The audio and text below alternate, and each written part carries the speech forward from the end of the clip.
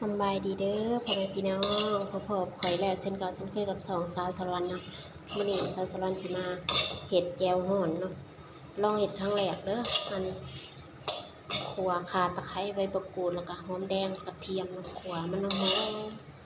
เอาไปหั่นซอยเรียบร้อยล้างทำความสะอาดแล้วเรียบร้อยนะเขาก็มาขั่วให้มันใหม่เนาะขั่วให้มันใหม่หอมแล้วก็เอาไปปั่นเห็ดอันน้ำจิ้มหรือน้ำซุปมันนะน้ำซุปแจ่วฮ้อนอันนี้ไปเบิ่งสูตรเขาเจ้ามาเห็ดครั้งแรกเนาะบ่ว่าสิแซ่บหรือบ่ต้องมาลุ้นนำกันเนาะนี่เพราะว่าอาจสิหลายขั้นตอนก็เลยบ่ได้ถ่ายก่อนเฮาเตรียมของเนาะเฮาสิหั่นแล้วก็เอามาคั่วแล้วก็ตั้งถ่ายเบิ่งเด้อหอมจังสุดท้ายเฮาก็สิใส่เฮาคั่วอันนี้มันเริ่มเหลืองเริ่มใหม่แล้วเฮาก็สิใส่ใบโหระพาเนาะเดี๋ยวเอาใบโหระพาก่อนเฮาคั่วเครื่องแจ่วฮ้อนเฮาเริ่มเหลืองเริ่มใหม่แล้วเนาะนี่เฮาก็สิเอาใบโหระพาเทเฮาไปล้างเรียบร้อยแล้วนี่ใบโหระพาเอาใส่เพิ่มกลิ่นหอมเนาะมันสิได้หอมถ้าใบโหระพาหยุบแล้วเฮาก็ปิดแก๊สได้เลยเนาะแล้วก็พักให้เย็นแล้วค่อยเอาไปปั่นแล้วก็เอามาคั่วอีกรอบหนึ่งเนาะแล้วก็ปรุงเห็ดแจ่วฮ้อนทำเป็นเครื่องหัวเสือน้ำซุปของมันนะนี่หัวหอมนั่นนะใส่ใบโหระพาลงไปหอม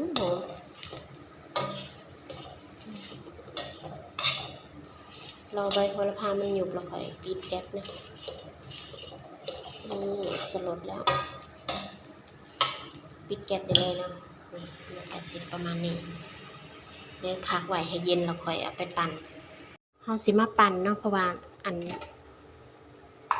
เฮาเป่าพัดลมมันแห้งมันเย็นแล้วเฮาก็สิมาใส่เครื่องปั่นตักใส่เลยปั่นน้ำมันละเอียดที่จริงแล้วถ้าผู้ใดบ่มีพริกป่นนั่นพริกขั่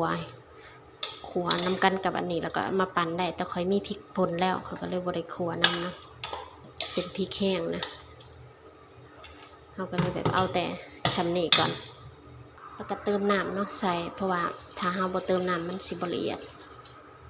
เติมน้ำประมาณแก้วหนึ่งนี่เติมน้ำแล้วก็สิปิดฝาเครื่องปั่นแล้วก็ปั่น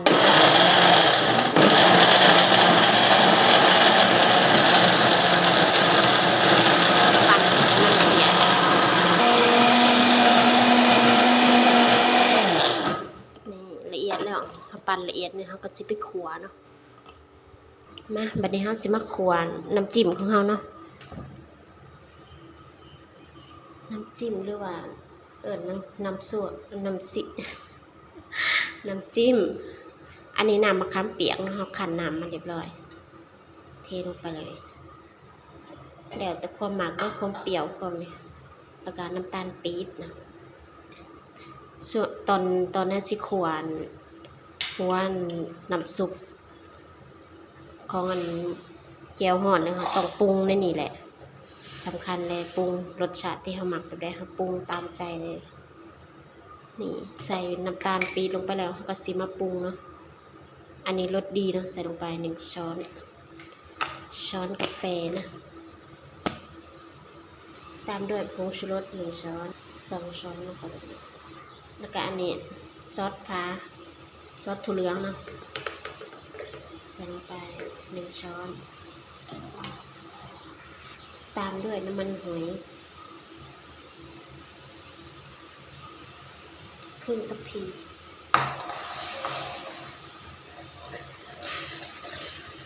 ระหว่างนี้ก็คนน้ำนะเพราะว่ามันมีน้ำตาลเดี๋ยวมันใหม่หมอเดี๋ยวสิเทอันนี้ก่อนนะเทที่เครื่องที่เราเอาไปปั่นนั่นแหละเทลงไปเลย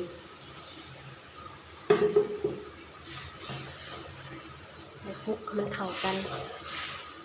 ขั่วไปเรื่อยๆจนกว่ามันสีหอมมันบ่ทันมีสีสันเพราะว่าเรายังบ่ทันใส่พริกป่นเนาะเดี๋ยวใส่พริกป่นเพราะว่าเราบ่ได้ไปปั่นรวมกับตอนแรกนะเติมน้ำที่5สิไปล้างอัน ในเครื่องปั่นเฮานี่ล้างเอาเนาะเสียดายเพิ่มน้ำปลาพร้อมเนาะผมเมื่อกี้ลืมใส่น้ำปลาใส่อย่างละหน่อยตอนเฮาซิมเฮาก็หมักรสชาติแบบใดเฮาก็เอาตามใจเฮาเลยเนาะหมักสมหมักหวานหมักเค็มหมักอันนี้ก็ปรุงตามใจเลยจ้ะอันนี้ก็คือสไตล์ข่อยเนาะปรุงเฮาสิใส่พริกป่นเนาะเพิ่มสีสันเพราะว่าตอนนี้สีออกเขียวๆคือน้ำยะนางใส่พริกป่นลงไปมันสีเหลืองแดงนี่พริกป่นประมาณช้อนหนึ่งกับครึ่งนึงพอใส่พริกป่นลงแล้วสีสันมันก็สิขึ้นมาแบบสีนะมันก็สิออกแดงๆจังหน่อยนี่หน้าตาก็สิน่ากินตอนนี้หอมเฮาสิเคี่ยวไฟอ่อนๆเนาะไฟแห้งหลายยันไหม้ก้นหม้อเพราะมันมีน้ำตาลปี๊บเฮาเคี่ยวไฟอ่อนๆจนแบบอันแจ่วของเฮามันสิหนืดเลยสิข้นเหนียวข้นเนาะนี่เฮาก็เคี่ยวไปเรื่อยๆเด้ชึบน้ำซุปอันนี้เฮาก็สิไปใส่อันหม้อน้ำเฮาเวลาเฮาไปจุ่มเนื้อกินหรือว่าศีลหมูศีลไก่นี่หน้าตาก็สิประมาณนี้นะสีสันอาจสิบ่แจ่มเพราะว่าเฮากินเผ็ดบ่ได้นะเฮาก็สิแบบเอาใส่พริกป่นหน่อยเนาะถ้าผู้ใดมักกินเผ็ดก็สิใส่พริกป่นหลายๆก็ได้นะนี่เฮาก็สิเคี่ยวซะก่อนเด้อนี่เฮาคนมาสักพักแล้วเนาะเฮาคนมานะมื้อนี้อากาศดีแบบมืดฝนอึมครึมฝนตกลิ้นก็เลยแบบอยากกินแบบแจ่วฮ้อนแบบฮ้อนๆสดน้ำคือสิแซ่บก็เลยลองเฮ็ดเบิ่งเนาะเฮาก็บ่เคยเฮ็ดดอกเฮาเฮ็ดครั้งแรกไปเบิ่งสูตรเขาเจ้าแล้วก็มาลองปรับกับสูตรตัวเองเนาะตัวเองมักแบบใดก็เฮ็ดเอาเนาะนี่สีมันก็สิบ่คือเขาเจ้าเฮ็ดดอกเพราะว่าเขาเจ้าใส่บักพริกหลายมันเลยแดงแต่สำหรับข้อยเนาะเฮาใส่พริกป่นน้อยเดียวมันเลยบ่แดงบ่งามแต่ว่าซิมเบิ่งแล้วเนาะพอดีเลยแซ่บนัวนี่น้ำมันตัวนี้เอาใส่ในน้ำซุปแล้วก็เห็ดแจ่วไปพร้อมก็เลยเห็ดหลายนิดจักหน่อยเนาะเพราะว่าแจ่วหมักแจ่วขมแจ่วหวานในแจ่วส้มกับปรุงเอาในนี่เนี่ยเอานี่ตักไปใส่ถ้วยแล้วก็ปรุงถ้าหมักขมก็เหยาะบีลงไปเนาะบีงัวนี่แต่ข่อยบ่ได้กินเนื้อเนาะบ่อยบ่กินบ่ได้ข่อยน่ะกินได้แต่ว่าพอบ้านเพิ่นกินบ่ได้ก็เลยบ่ได้เฮ็ดอันเนื้องัวเนาะเฮาเฮ็ดเนื้อหมูก็เลยบ่มีขี้เพี้ยนะถ้ามีขี้เพี้ยนะมาใส่แห้งหอมแบบขมแบบอมขมหอมอำล้ำเลยแหละนี่หน้าตาก็สิประมาณนี้เนาะเฮาเคี่ยวจนกว่าน้ำมันสิแบบแข็งเนาะตอนนี้น้ำมันยังบ่ทันแข็งเคี่ยวไปก่อนเด้อ เดี๋ยวมันแข็งได้สิให้มาเบิ่งอีกรอบนึงเนาะนี่เฮาเคี่ยวน้ำจิ้มของเฮาอันได้เรียบร้อยเนาะเหนียวข้นแบบนี้หอมแต่เลยรสชาติก็กลมกล่อมส่วนน้ำซุปของเฮาก็ตอนเฮากินจังหวะกันนี่เด้อ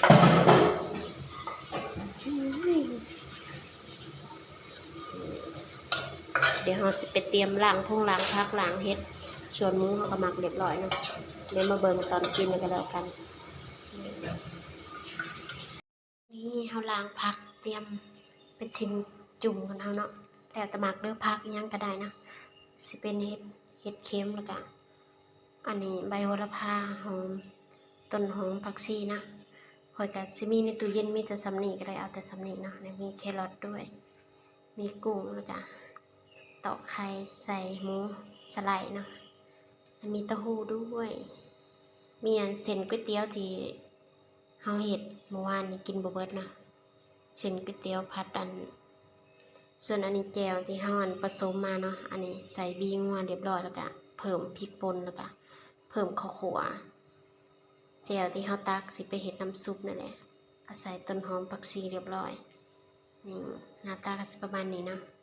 หอมแต่ใส่บีงัวแล้วหอมเฮาสิบ่กินขมเนาะของเฮาเป็นนั่นแจ่วเปรี้ยวเนาะเฮาก็เพิ่มแต่ข้าวคั่วแล้วก็พริกป่นบ่ได้ใส่เพิ่มเนาะเพราะว่าเฮาบ่กินเผ็ดแล้วก็ใส่ต้นหอมเรียบร้อยอันนี้แจ่วของเฮาเนาะนี่เฮาเตรียมนี่หมู1 กิโลนี่ กิโลครึ่งเนาะแล้วก็เอากุ้งนิดหน่อยนะเพราะว่าเรือจากการนั้นเห็ดผัดไทยเนาะอันนี้เส้นเดี๋ยวเราสิไปตั้งเตาแล้วก็กินเนาะนี่ผักที่เหลือที่เราบริจัดนะอันนั้นจัดไปถ่ายรูปอันนี้จัดไปกินเลยเฉพาะเราบ่มีผักบุ้งมีหยังเนาะเราหมักเรามีสำนีเรากินสำนีกับบ่เบิดแล้วนะพอกินแค่2 คนนะนี่เราดังเตาเรียบร้อยเดี๋ยวเอาอันไปตั้งในห้องพุ่นเนาะไปกินห้องพุ่นเพราะห้องนี้มันแคบมันนั่นถ่ายคลิปแล้วมันคนสว่างมันบ่ได้นะก็เลยไปอีกห้องหนึ่งว่างพอดีนี่ดังเตาเรียบร้อยนี่เราตั้งหม้อเรียบร้อยเราก็เพิ่มแต่น้ำเปล่าเนาะลงไปหม้อมันเดือดแล้วก็เอาสินมาใส่เป็นซุปส่วนอันนี้น้ำซุปอันก๋วยเตี๋ยวที่เห็ดเมื่อวานมันเหลือเนาะก็เลยมาใส่เป็นน้ำซุปแทนเอาสิเพิ่มความนัวไปขนมก่อน1 ก่อนพอเพราะว่าเราบ่มีกระดูกหมูดิใส่แค่นี้ก็พอแล้วนี่รอน้ำมันผดแล้วก็เอาสินลงมาต้มเรากินแบบง่ายๆนะเราบ่มีหม้อไฟฟ้าแบบหมูจุ่มเนาะ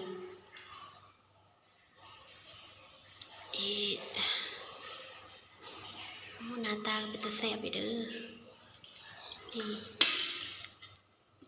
ว่าน้ำในนี้เข้มข้นที่จริงบ่มีน้ำจิ้มก็ได้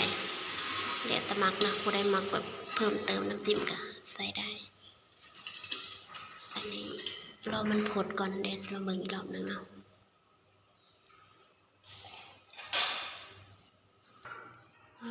กำลังผดเอาหมูลงก่อนมาเลยรอมันผดกันบ่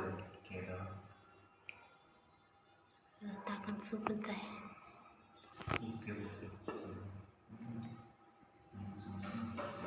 เอาลงไปเลยผักเพิ่มกุ้งก็เอาลงไปเยอะๆมีหมูยอเพิ่มเนาะเพราะว่านี่ใส่หมูยอไปเพิ่มเต้าหู้ด้วยมีเต้าหู้ไหมแครอทเต้าหู้ใส่ลงเลยน้ำซุปจะได้หวานๆนี่เรียบร้อยผักหอมปิดฟ้ามันผดเล็ดจะกินไว้ถ้ามันเดือดแห้งๆจังบ่ปิดฟ้าจะระเด็นเต้นแทนจะระเด็นเต้นแทนเป็นแสบเป็นแสบเอาเลยจ้าเต็มเอียดผมมาแล้วครับเบิดแล้วกูยังไรบ้างตัวนึงลงมาเลยสูตรนี้แซ่บคักแซ่บแน่หอมสมุนไพรแบบเข้มข้น